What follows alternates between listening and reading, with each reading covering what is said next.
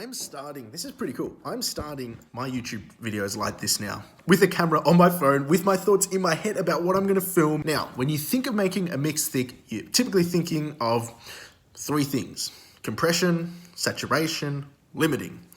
All of these things, valid tools when needed, but sometimes they can compromise a mix. This technique I'm gonna talk to you about is upward compression. Takes the soft or mid, like the low level information, and brings it up into the mix to thicken it out, rather than touching any of the beautiful little transients, peaks, details which we like in a mix. If you want to just get through to when I'm sitting in the studio at the desk showing you how I do it, just skip to this time marker. Upward compression. This is something that's talked about in Mastering Audio by Bob Katz, and it's something I had set up, or parallel compression, namely, it's something I had set up in a separate session template I'd use for material that had lots of macro dynamics. So there were really loud passages and really soft passages, and I used to use, well, I still do it in certain circumstances, but I would use parallel compression to control, not to control, but to bring up the overall volume of soft passages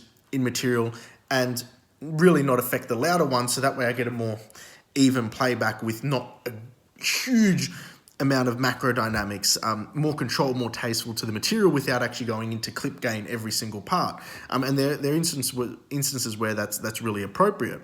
But so I've got that technique set up, that session template set up. Anyway, and being very passionate about mastering, I'm always following what Bob is saying, because he's super passionate about it as well. He's always on the leading edge of anything coming in new, and his assistant is a co-founder of Leapwing, developed this plugin called Dynone, which is a multi-bands dynamics processor or signal processor, and you can actually blend in the compressed multi-band signal.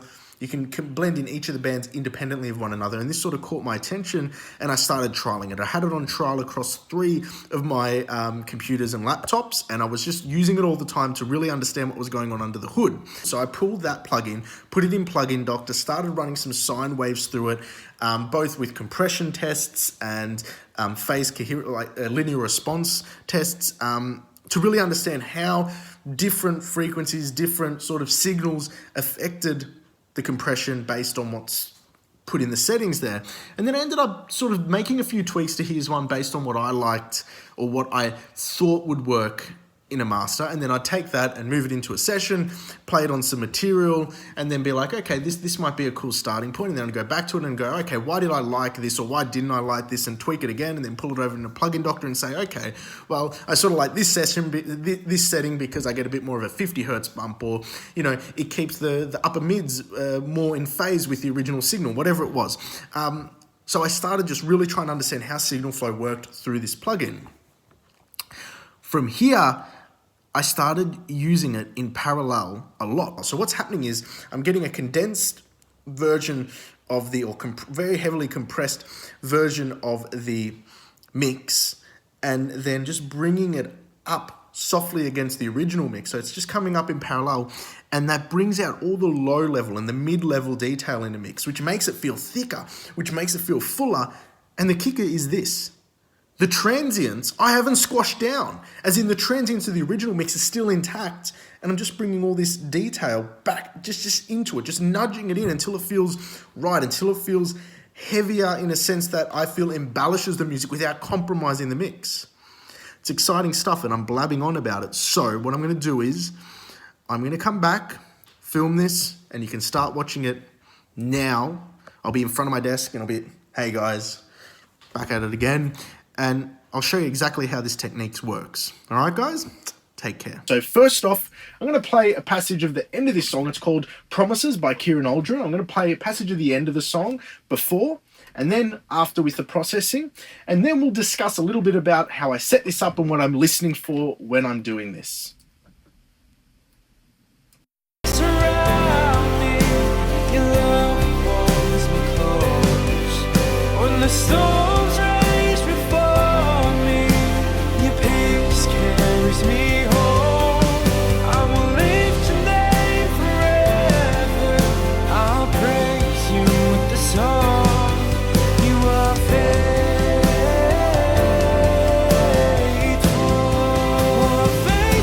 you That was before, now let's play after with this parallel processing on.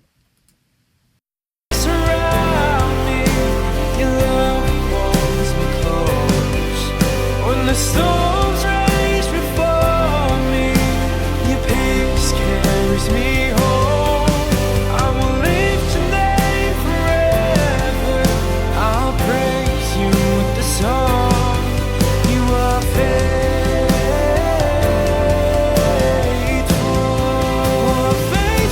you are.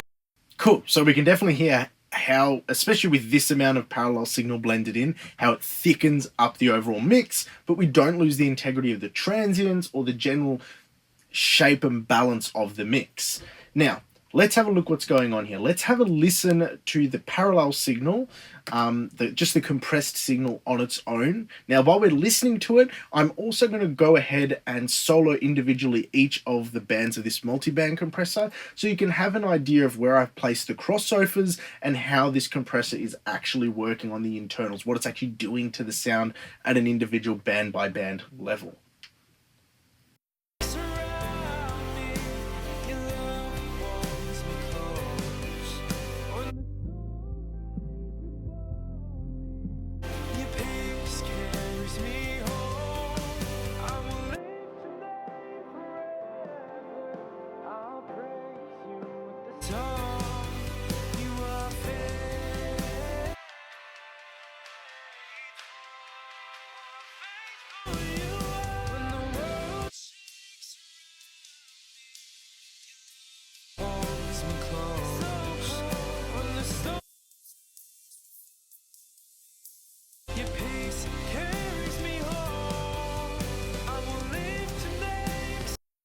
Awesome. So listening back to that compressed signal as well as the individual bands, I'm hoping you're hearing what I hope that I'm bringing to this mix using this processing is that it brings out a lot of the sustain, the details in the sustain or the tails and body of the mix, as well as some of the harmonic textures that are sort of low level information, things that are subtly in the background, and it's just compressing it and bringing it all together in one big compressed signal, which then I can blend into taste.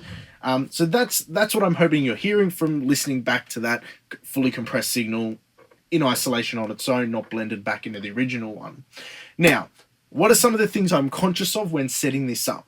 So the first thing is, as we listen to each of those bands, are the crossover points. You want to make sure your crossover points, the energy is relative. So if your bass and kick are sitting in a certain range, make sure you set up your crossover for the low frequency, that it captures all of that and doesn't interfere what's happening with the low mids. In this song, you have a piano, a bass, and a kick drum really taking a lot of those fundamental frequencies from about 350 hertz down. I picked a crossover point about 200 because it sounds best to my ear. And again, these crossover points will change from song to song and production to production, but it's just important to be conscious of where you're placing those crossovers. The next thing is that you might have noticed is that all my compression from one band to the next is consistent. I don't have one band compressing 24 decibels and another one doing 6 and another one doing 12. I like to have them all relatively slamming the shit out of the mix, but doing it all in even amounts across the board. That's one of the benefits of using a multi-band compressor, because you can individually compress each band independent of one another, and I like to make sure I get a big wall of sound that is even. Now, with that in mind, I want to actually go back around. So we've got we've heard how this compressed signal sounds. We've heard how it sounds blended in, and just as a final sort of check for you guys to hear what's going on with this plugin is to have a listen to it at a more subtle range. Now, negative 12 decibels in parallel mode is actually quite a lot of the compressed signal coming back in, and I did that for the example of showing you the effect of this, but a more conservative level of maybe negative 30 to negative 40 decibels below full scale blended in is typically where I'm working at when I am mastering a record, and even I think this one ended up around negative 45 or so on the final pass for this master. But let's have a listen to it with a more subtle amount of parallel compression. I'll play before and then I'll play after, and being conscious of the things we've spoken about, you've listened to in my examples, see if you can hear the difference in the change in tonality and the thickening out of some of those lower details coming up into the mix.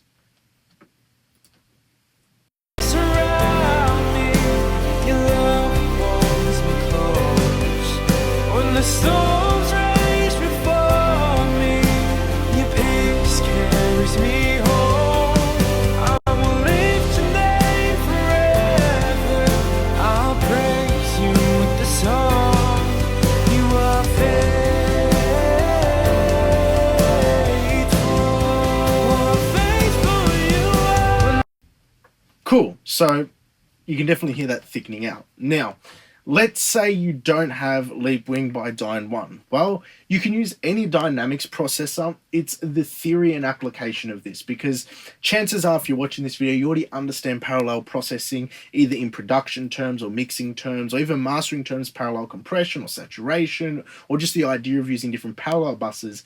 The theory here is that we're compressing the signal to bring out the low-level detail. So we're heavily compressing it so the soft details come out, and we blend that upwards into the mix as to not damage any of the transient information at the top of it and keep this mix's integrity in check.